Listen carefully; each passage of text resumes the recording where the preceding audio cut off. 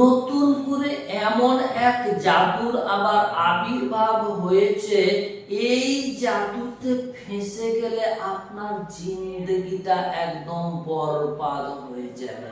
আমি এই জাদুটির নাম দিয়েছি কবিরাজি জাদু।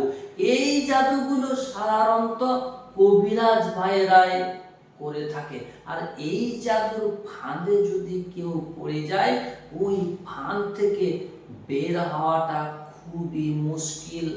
কথাগুলো শুনে আপনার উল্টো উল্টো মনে হতে পারে, কিন্তু আপনাদেরকে বুঝিয়ে দিলে আপনি বলবেন হ্যাঁ সত্যি, তাও তো বটে, এইরকম ভাবে তো কখনো চিন্তা করি নাই। চলুন, এই কবিরাজি জাদুটা আসলে কি জাদু, কেমন ভাবে এই জাদুটা কাজ করে, আর এই জাদুর ফাঁদে কেমন ভাবে সাধারণ মানুষ পড়ে যায়, একটা একটা করে আপনাদেরকে বুঝিয়ে দিচ্ছি এবং সতর্ক করে দিচ্ছি, খবরদার এই লাইনে আপনারা পা দেবেন না। যদি কোনো কবিরাজ এই ধরনের কথাবার্তাগুলো আপনাদেরকে শোনায়, কোন ধরনের কথাবার্তা, চলুন এবার সেই গোপন বিষয়টা একটু খোলাসা করে আপনাদেরকে আমি বুঝিয়ে দিচ্ছি।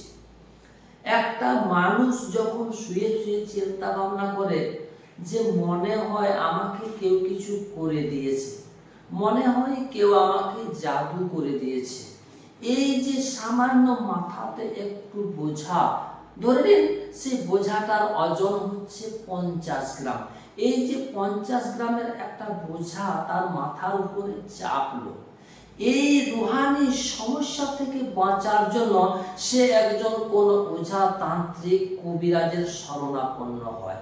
আর আমাদের সমাজে এমন কিছু ওঝা কবিরাজ তান্ত্রিক ভাই রয়েছেন, অসাধু ওঝা কবিরাজ তান্ত্রিক, তারা এই সুযোগটিকে কাজে লাগিয়ে ওই মানুষটিকে ব্ল্যাকমেল করতে শুরু করে দেয়, ওই মানুষটিকে উল্টো জাদু করে দিয়ে তার কাছে থেকে মোটা অঙ্কের টাকা দিয়ে নেয়। সে যদি টাকা না দিতে চায় এমন ভয় তাকে দেখিয়ে দেয়, সে ওই তান্ত্রিক ওঝা কবিরাজটিকে টাকা দিতে বাধ্য হয়ে যায়। কেমন ভাবে ভয়টা তাকে দেখিয়ে দেয় সেটাও আপনাদেরকে আমি খোলাসা করে বুঝিয়ে দিচ্ছি। আর এইটিকে কোরআনের ছোট্ট একটা আয়াত দিয়ে আমি শুরু করছি।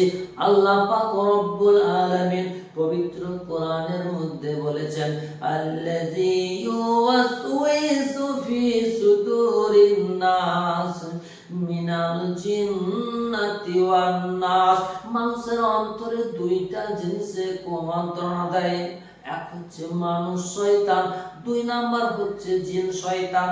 যখন একটা কোনো মানুষ কোনো রুহানি সমস্যা নিয়ে কোনো ওঝা তান্ত্রিক কবিরাজের কাছে যায়, তখন ওই অসাধু ওঝা কবিরাজ আমিল তান্ত্রিকটি তাকে ডবল ভয় দেখিয়ে দেয়। ডবল ভয় যখন তাকে দেখিয়ে দেয়, তখন ওই রোগীটা ভাবতে শুরু করে বোধহয় এই সমস্যার সমাধান এই আমিল তান্ত্রিক কবিরাজ তার কাছে রয়েছে, এই আমিল কবিরাজটি তান্ত্রিকটি ছাড়া বোধহয় আমার এই সমস্যাটির সমাধান আর কেউ করতে পারবে না। সেই ফাঁকে ওই আমিল তান্ত্রিক ওঝা কবিরাজটি আপনার কাছে থেকে আগে হাতিয়ে নেবে আপনার মাথার চুল, আপনার পরনের কাপড়, আপনার হাত পায়ের নখ, এইগুলোকে আপনার কাছে থেকে আগেই সে হাতিয়ে নেবে। এরপর সে আপনাকে ভয় দেখাতে আরম্ভ করবে যাতে করে আপনি তাকে টাকা দেন।